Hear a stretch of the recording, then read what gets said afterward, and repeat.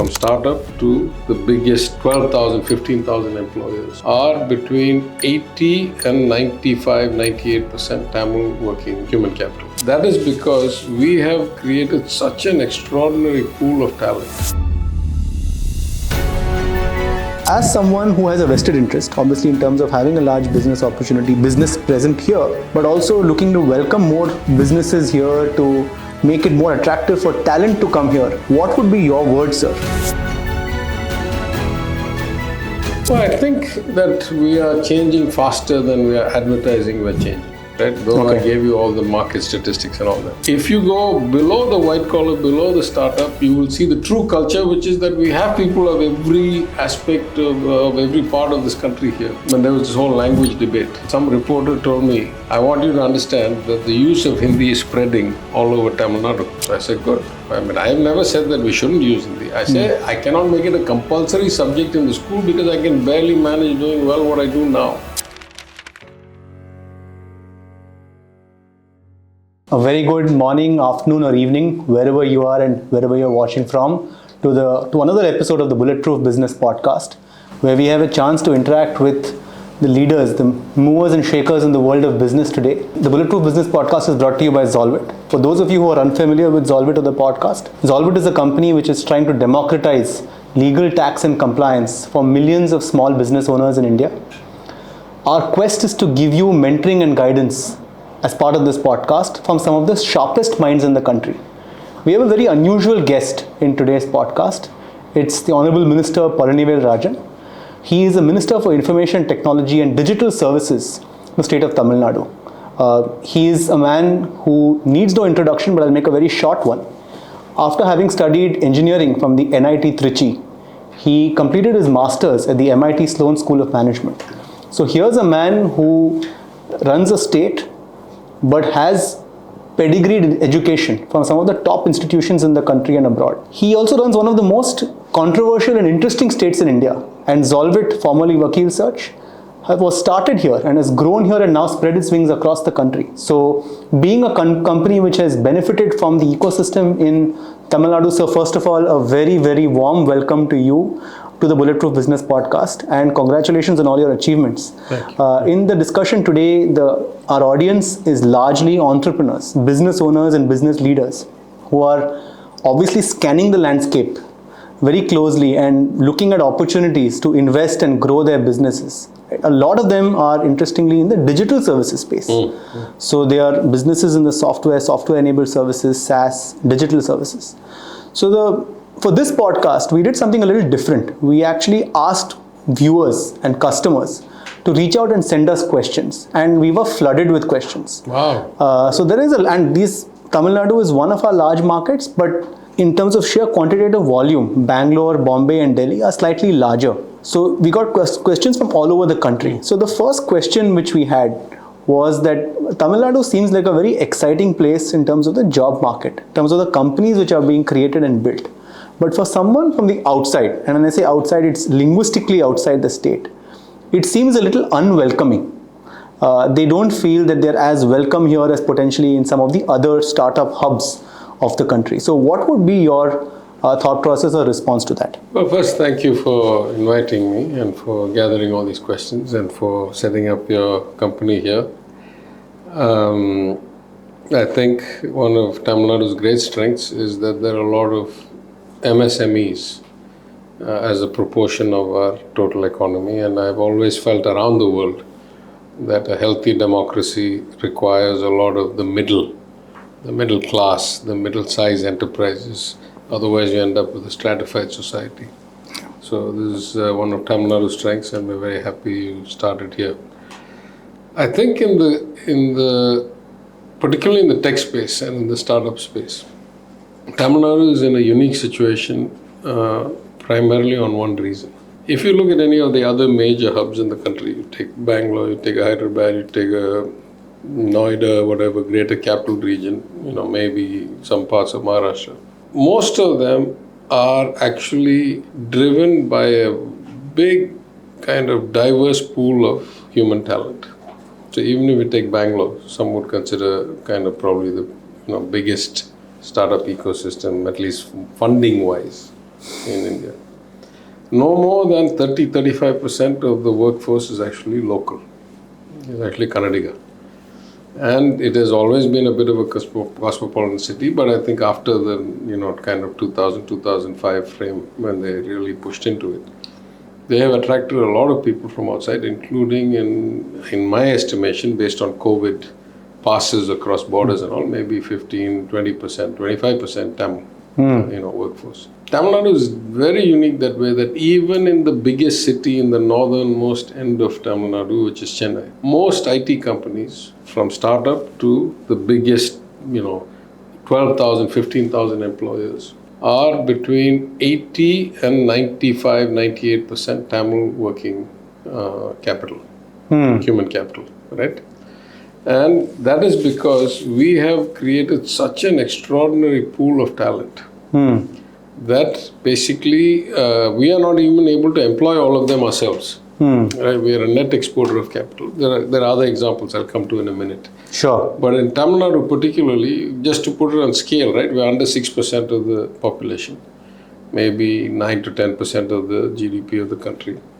But roughly 20% of every educational statistic that matters, roughly 20% of all STEM graduates, roughly 20% of all top educational institutions, roughly 20% of all patents, roughly 20%, you take any of these statistics. And so we're actually overweight in that sense. And so our workforce is simply not as diverse as anywhere else. That's the reality of any of the places that you compare, right? Correct. Now, if you stepped out of Bangalore and went to rural Karnataka, it'd probably also be predominantly local. But because Bangalore is the only big city, it's a big conglomerate mix. Tamil Nadu also has that distinction that, the cities are not that, kind of distinct from the rural in terms of the population mix. Because we have so many cities, most urbanized state, the cities keep expanding, we keep increasing the definition of the city limit. Therefore, what in Madurai used to be 72 wards became 100 wards, now they say it's going to be 130 wards, Chennai was 100 wards, 200 wards. So you're bringing more and more of it in, and you basically have much more homogeneous population. That is the reality statistically. We should do something about the perception, because the perception is therefore that we are not welcoming. It's not that. It's that we have not needed to import the talent at that level. You just go one step lower. You go to the blue-collar industry. You go from manufacturing, the big mills in Tirupur, or textile units in Tirupur, or the kind of leather wear units or non-leather footwear like sneakers. You go all the way to service industry of hotels, restaurants, any kind of security services. And you will find all the way down to Kanyakumari, there is a huge expatriate population.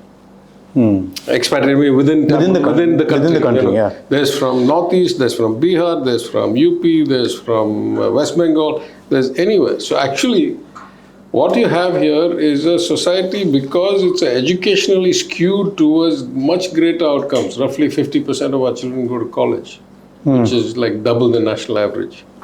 You end up with the white-collar jobs being predominantly Tamil. And the others being much more cosmopolitan and mixed. And that's not necessarily true anywhere else either.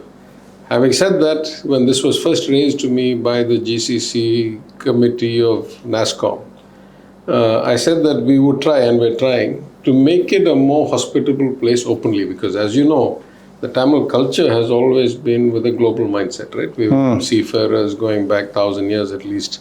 And our literature is very much focused on this notion of Yadum Mure, Yavarum Kelir. We're basically of that, we were trading with the Romans. We have been always a global kind of culture. Yeah. So we are not necessarily, the reality and the perception seem to be different just because of the mass. Now think about it. Like I was an immigrant for 30 years almost in various parts of the world.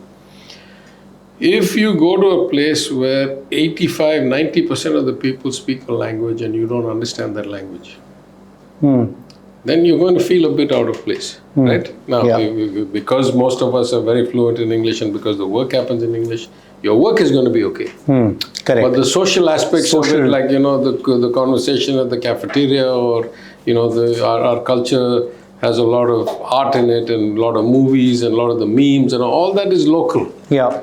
And so people who don't have no Tamil basically find it difficult to kind of feel full members of that kind of, ecosystem, right? So we need to do a lot more about these things. And I think also from simple things like a guide and, how to adapt here and like helping with tenancy and helping with, helping educate the renter community, that is the rentiers, that is those who are want to look for apartments. Those who are giving apartments and houses to rent.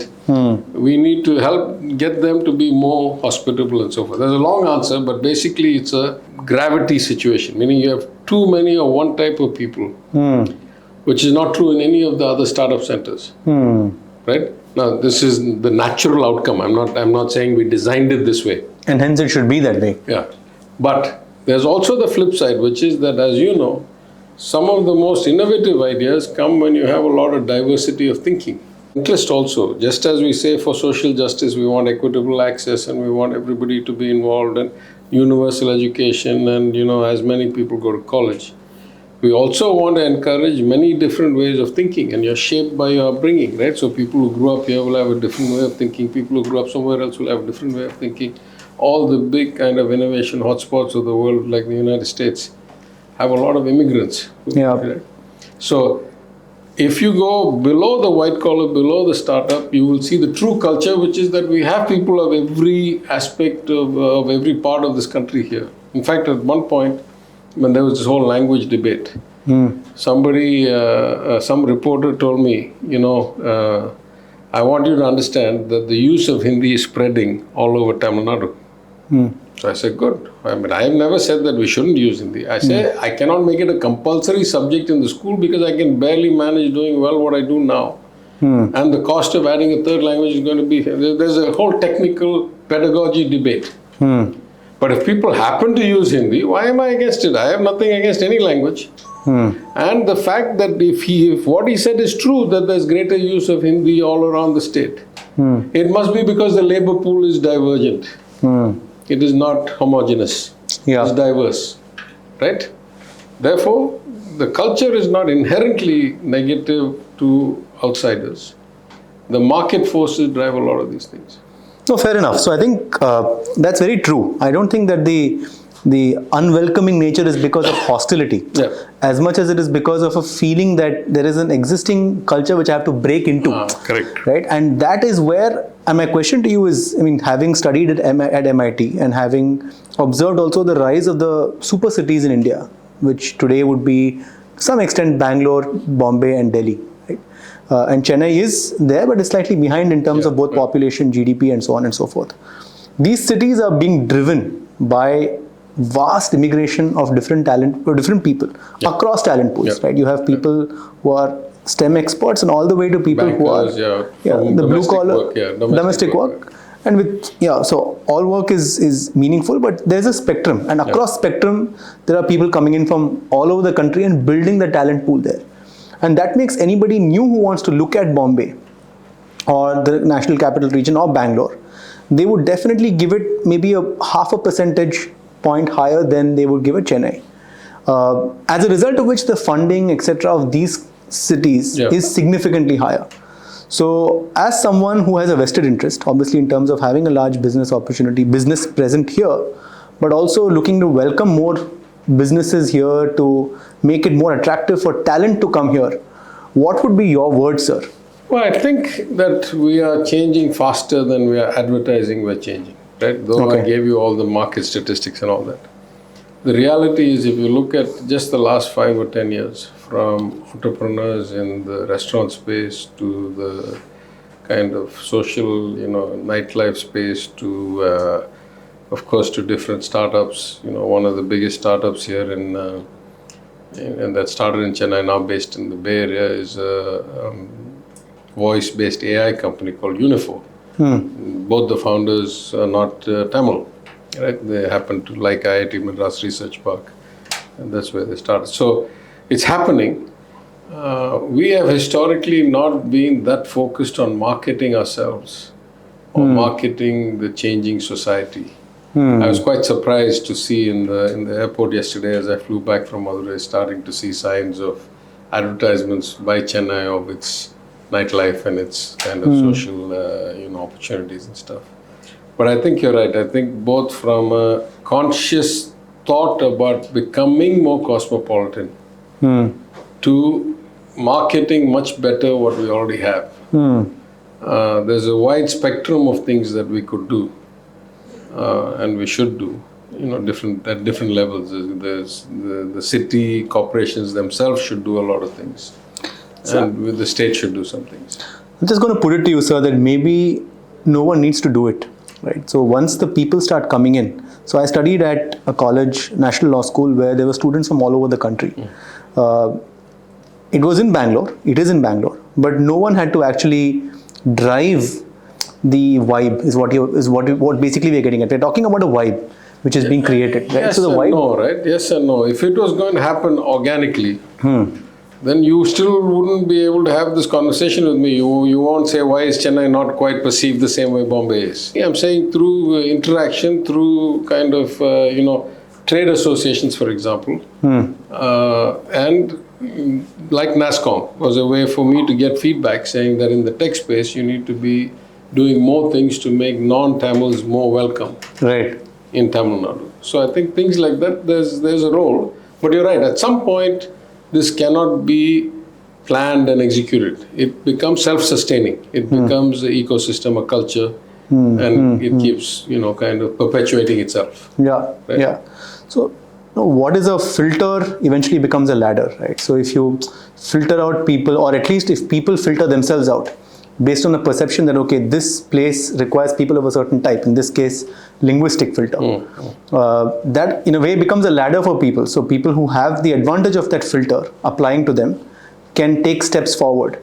Do you feel in a way that's happening despite the best interests of the government and the government not being opposed to any language, right? So the government is not saying Hindi is not welcome here. It's only saying that we can't enforce Hindi on all students. Yeah, I mean, very few states, that's my point, very few states in India and very few countries around the world, in fact, I don't know a single instance, where they have proven that teaching additional languages gives you more cosmopolitan society.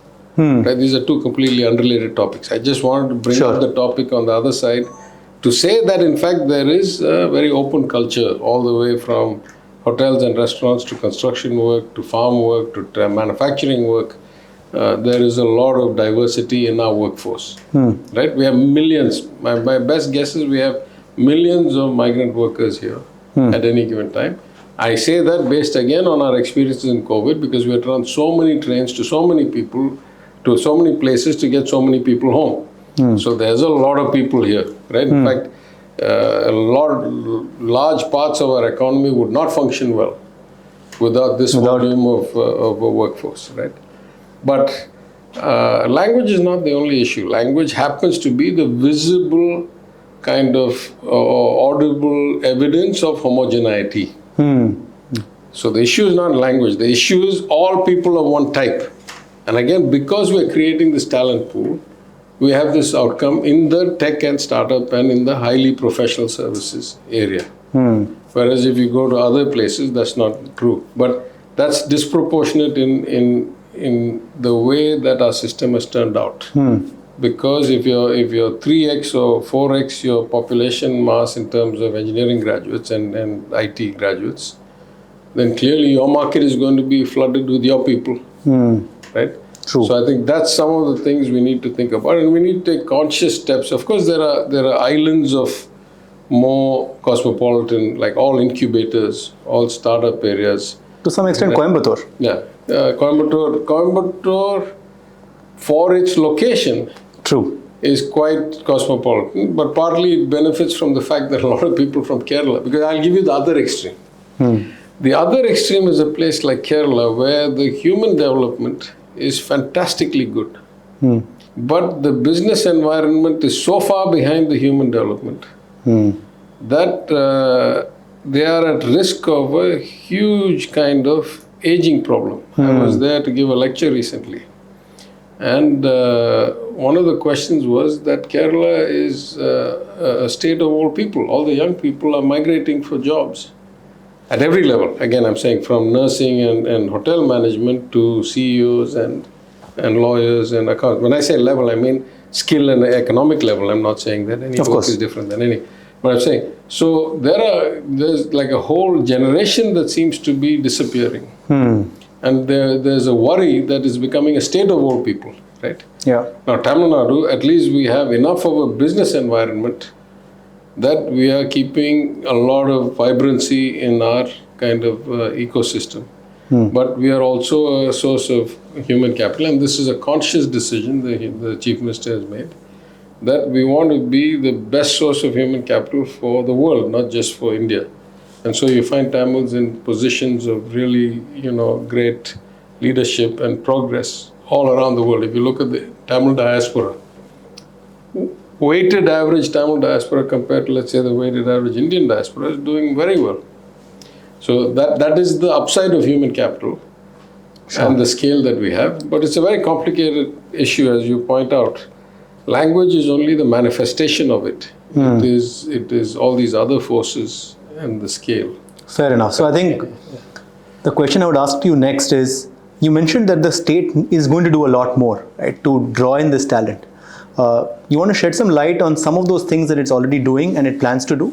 Yeah, for example, one of the things we have done a lot is bring in international companies, right? And when international companies come, you get two automatic kind of cultural kind of diversifications. One, a lot of them, we are probably among the most intensive Korean investment places outside of Korea, right? Certainly in the auto space. Correct. More Korean cars probably here made out of Chennai than any other place in the world outside of Korea, right?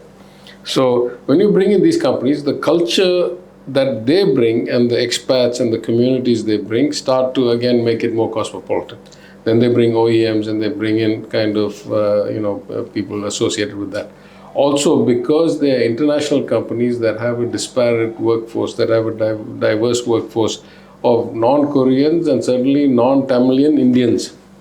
Their workforce is likely to be more diverse than 100% homogenous. For example, one of the best Korean restaurants in Chennai is across the street from me. Right? Is across the street from me. So this is one way, and we have stepped up that a lot. The second, I think, is to encourage a startup culture, especially through our many incubators and things like our IT&T hub, that are agnostic to where you are from. We don't say show me proof of Tamil kind identity. Of fluency or identity to be selected. Whoever is good, we'll support them. Absolutely. I think the third, again, this is more social. This is why I'm saying it's harder for governments to prioritize and do.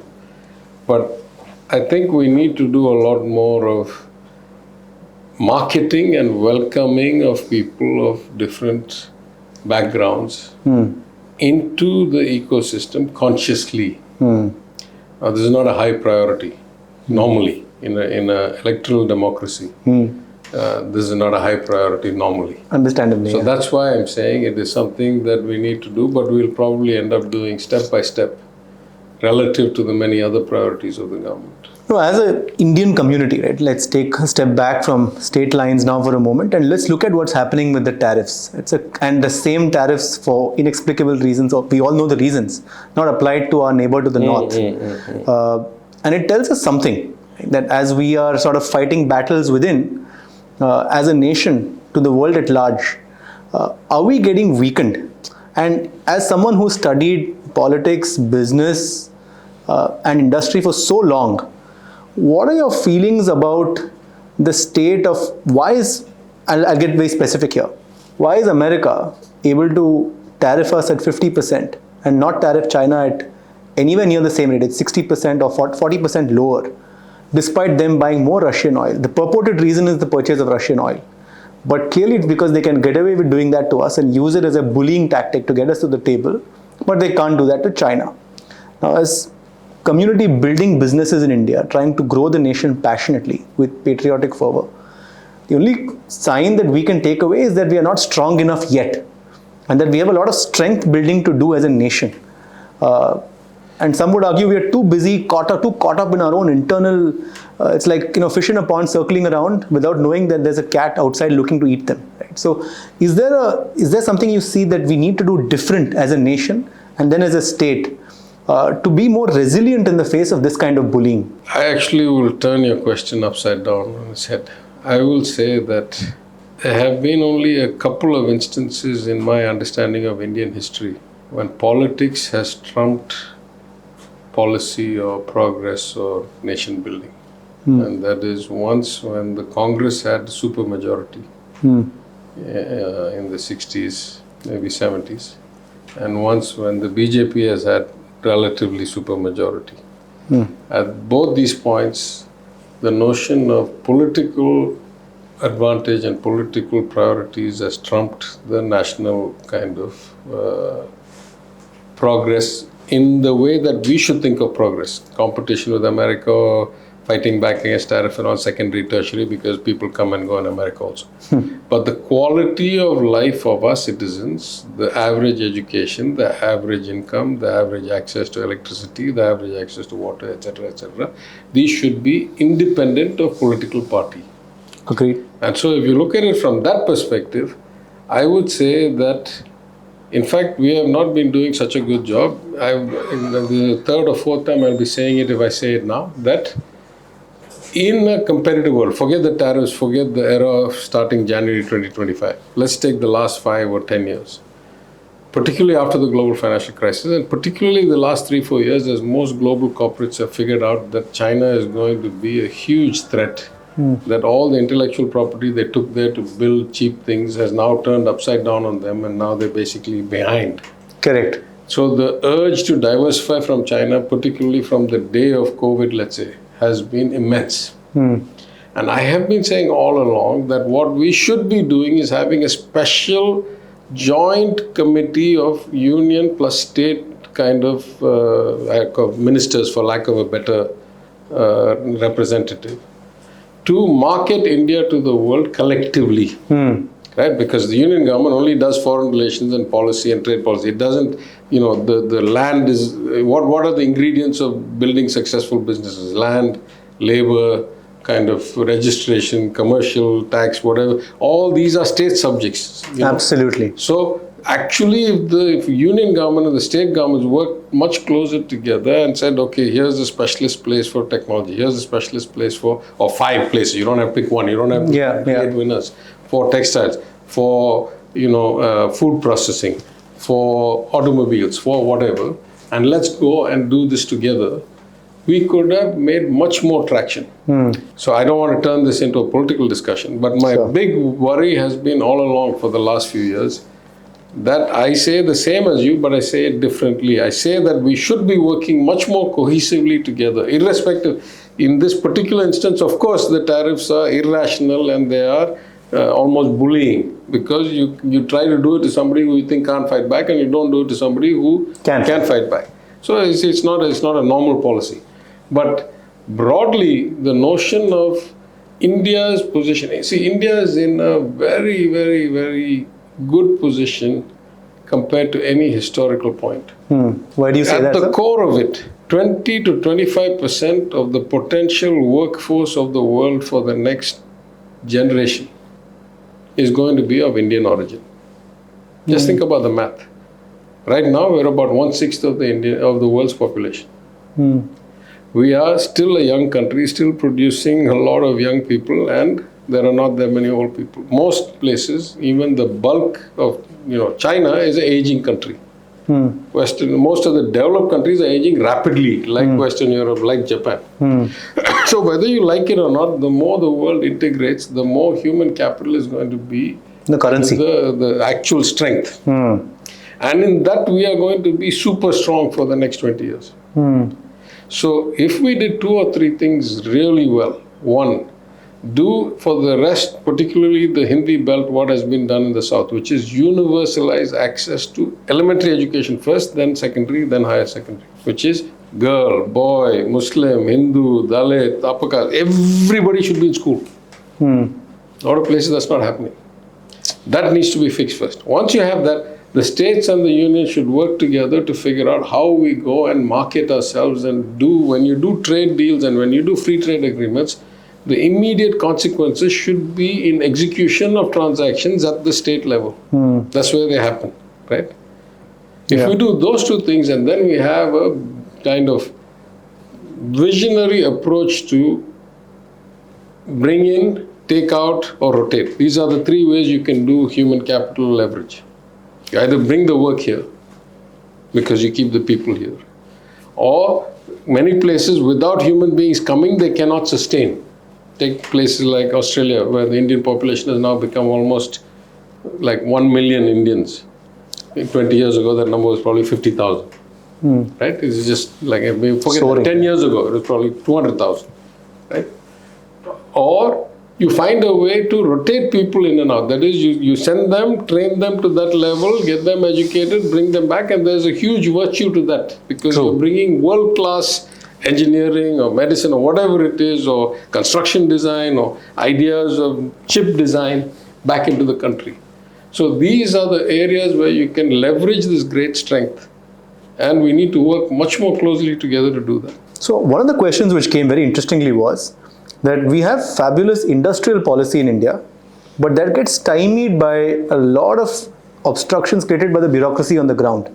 Now, we want to stay clear of politics as well, right? This is not a political discussion, it's more about business and growing business. So how fair would you say that criticism is that fabulous industrial policy, great minds like yourself with a clear vision for what we need to do, but when the person actually lands at the Chennai airport or the Bangalore airport, he doesn't meet you. Right? He meets somebody else who's maybe looking at, how do I increase my GST collection for this month? Or how do I increase my commercial tax collection for that month? Or do I send a profession tax notice? Or do I go and block him because the shops and establishment license, the bathroom wasn't whitewashed 6 months ago? These are the kind of annoyances that India presents every single day to somebody who wants to come in. To come in is concern. Much greater concern is that they do it to the 10% mom and pop business, right? True. So my point is that you have a very valid point, and I won't make that. In fact, the bigger you are, the more multinational you are, the more likely you can be free of such problems. True. Because you have some access, you have a lawyer, you have somebody to get, something gets done.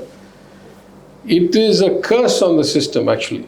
That this level of red tapeism, though many leaders have tried to improve it over many decades. In fact, I completely agree with you that no matter how hard we try, we find the system kind of thwarts the intent. To me, the last major hope is technology. How so? Because every time you bring a automation or an IT solution to a process, you are at least 50% of the way home the day that system is put in place. Just take, for example, one of the innovations that we brought. How many services of the government are available through the e-Seva system? Right? We have kept on expanding that to several hundred, including your driving license, your ration card. I'm not saying it works perfectly, but at least the day you register, it's in the system that you registered that day. If now it takes 60 days or 90 days, at least I can go and ask, what were you doing all this time? When it was paper records, who's going to go and visit every office and find see when it was actually filed? Right? So we have started to put the building blocks. In some cases, we get automated reports. In some cases, we need to do a lot more. Let me give another example. When one of the last bills I passed when I was finance minister was that all tenders will now be e-tenders. Now, the basic process of tendering is a multi-part game, so the system can be rigged whether it's physical or e. Sure. But it's much more likely to eventually become a level playing field when it's e, because once it's e, the tender is at least recorded into the system. You can never wipe it. So if you find this kind of cartelization or rigging likely to happen in paper, it's much less likely to happen in IT, in an e-system, at least after 2-3 years. It may not happen instantaneously. Look at the number of cases that are now coming to the Madras High Court, where people are saying, I bid and why was my bid not accepted or why was I disqualified? Because if the bid is opened, the price is there. So the system now, in order to do this, is going to have to take them out of the qualification. That's much easier to prove that you're qualified. If the bid was never known, nobody knows what the price is, right? So to me, technology is the long-term solution to the improvement of this, because as they say, sunlight is the best disinfectant. The more transparency, the more things are on the permanent record, the more timestamps are there, the more you can start to facilitate a more transparent and seamless execution from intent to outcome. That's very true, sir. So you're saying sunlight is the best disinfectant, and unfortunately, we have a lot more questions but very little time. So we'll probably draw to a close with this one. We say sunlight is the best disinfectant, and I think everybody would agree with you. But we also have somebody sneezing on that plate all the time. So you can keep on adding more and more sunlight.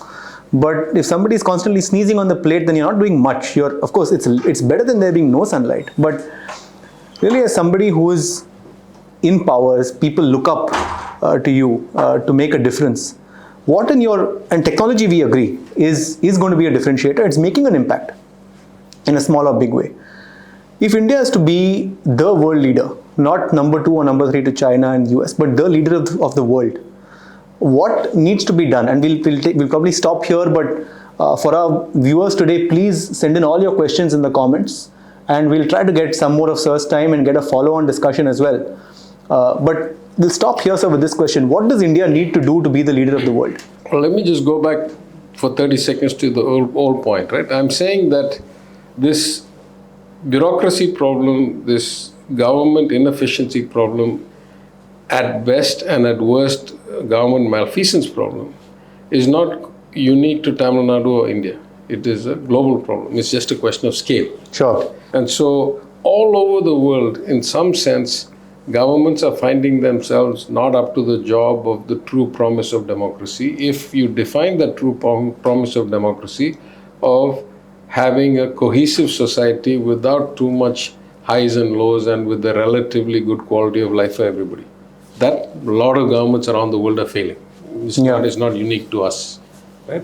So to me, this technology solution is not just about Tamil Nadu or India. It's about a global improvement in the functioning of government and the outcomes of governance, and therefore of democracy itself. Right? That's a different discussion for a different day.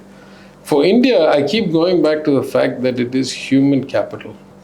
So I think the two aspects of human capital that I would highlight immediately is, if you do not start with making sure that 100% of, 3, 4, 5-year-olds are getting into some system, into Anganwadis, into elementary school, and getting a basic education. Because particularly in the age of AI, if it is something mundane, it's going to get done by a computer anyway. Correct. So if you don't have somebody who can at least understand the basics of math, of science, of communication, of geography, of understanding of the world, then you cannot have the weighted average productivity that is going to be the last mile of competitiveness in a global economy. Absolutely. So one aspect of it is to universalize everything.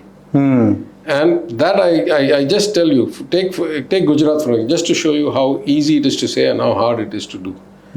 Gujarat has been an economic kind of superstar in the last 10 years or so, maybe 15 years, some of it may be politics. I don't want to get into that. The statistics are that its per capita income has soared. And we are now roughly the same, right? But what makes a big difference is that less than 50% of girls are finishing 10th class in Gujarat.